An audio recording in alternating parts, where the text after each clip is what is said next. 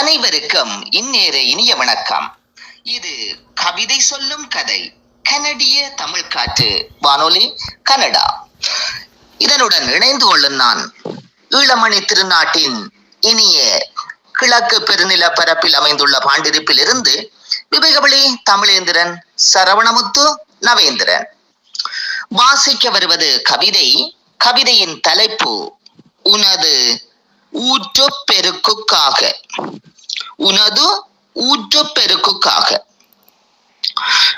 உன் மௌனம் பேசத் தொடங்கியது, உந்தன் மலையோ ஊற்றெடுக்க துவங்கியது.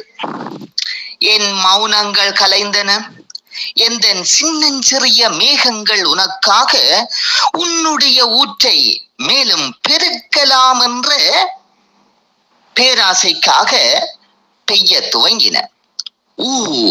எப்போதும் தாயே நீ மும்முரசே.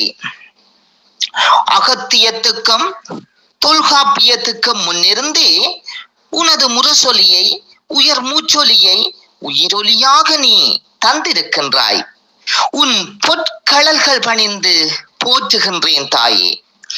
மெல்ல தமிழினை சாகும் என்ற மடமைவாதிகளின் மடமையினாலே நீ இடையிடையே மௌனித்தும் இருந்திருக்கின்றாயே. ஆத்திரமும் ஆவேசமும் அடைகின்றேன் அதற்காக.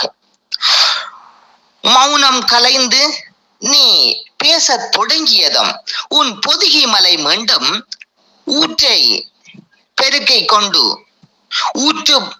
ஊற்றை பெருக்கிக் கொண்டு கீழடிக்கும் ஆழ்கடலின் குமரி கண்டத்துக்கும் முகஞ்சதாரோவுக்கும் இன்னும் உன் முகவரி பதிந்து அத்தனை இடங்கள் வரைக்கும் பெருகியோட தொடங்கியது. அகத்திய மாமுனியின், அழகிய தமிழ்முனியின் கமண்டலத்திலிருந்து கவர்ந்த கங்கை நதியாக, இன்னும் அந்த வைகை நதியாக மெய்மயிர் செலுத்து போனி.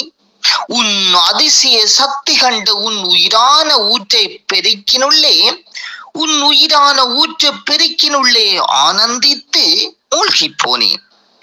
சங்க பலகையிலே சரி கட்டி வைத்த தொட்டில் ஒருபோதும் சரிவதில்லை என்ற சங்கதியை நீ மொழிந்த போது ஆனந்த கூத்தாட ஆரம்பித்தேன். திருக்குறளையும் திருமுறைகளையும் திவ்ய பிரபந்தங்களையும் முக்கண்களாக நீ பதித்துக் கொண்டிருந்ததை அறிந்தபோது என் மூச்சோ முத்தமிழென்னும் உன் உயர் சொத்தினை தேடி உன்னிடம் வந்ததே. கவி சக்கரவர்த்தி, கல்வி சக்கரவர்த்தி, கம்பன் எனும் வம்பனின் அந்த அபர பிரம்மனின் படைப்பின் ஒரு தொழியை நான் பருகி பார்த்த போது தேவாமிர்தத்தின் சுவையை உணர்ந்து கொண்டேனே. உலகத்தின் முதல் பேரழகியே, ஐம்பெரும் காப்பியங்களையும் ஐஞ்சிறு காப்பியங்களையும் இன்னும் எண்ணில்லா இலக்கியங்களையும் இலக்கணங்களையும் பனவல்களாய் பார்போற்றும் அணிகலங்களாய் பூண்ட பேசும் பொற்பாவையே, எங்கள் இளவரசியே, இன்னரும் இனிய கோதையே, வாழ்க வாழ்க.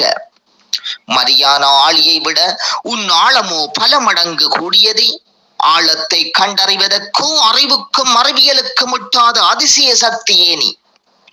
உன் அகலித்த பரப்பை பசிபிக் பெருஞ்சமுத்திரத்தோடும் ஒப்பிட்டு பார்த்து தோற்று போயே வியத்து களைத்து உன் திருப்பாதங்களில் கொண்டு அணுவளவு தூசாக விழுகின்றேன் அம்மா.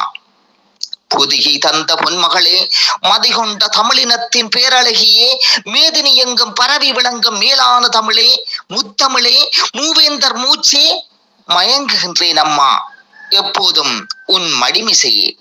தலைக்கணம் துளியும் இல்லாத தமிழேந்திரனாகவே, சரவணமுத்து கன்னியம்மையின் வாரிசாகவே, சர்வ சாதாரணனாகவே எப்போதும் உன் தலைமாட்டிலிருந்து தாலாட்டு பாட, எப்போதும் உன் தலைமாட்டிலிருந்து தாலாட்டு பாட, தமிழ் பாடி ஆட, தமிழ் பாடியபடியே பாடையில் ஏற தக்கவரம் தருவாயே பெற்றதாயே கலை அரசியே. உலகமே உன் மௌனம் என்றும், உலகமே உன் மௌனம் என்றும், உன் மலை என்றும் எதை இயம்பினேன் என்பதை இப்போதறி. வாய்ப்புக்கு நன்றி, வணக்கம்.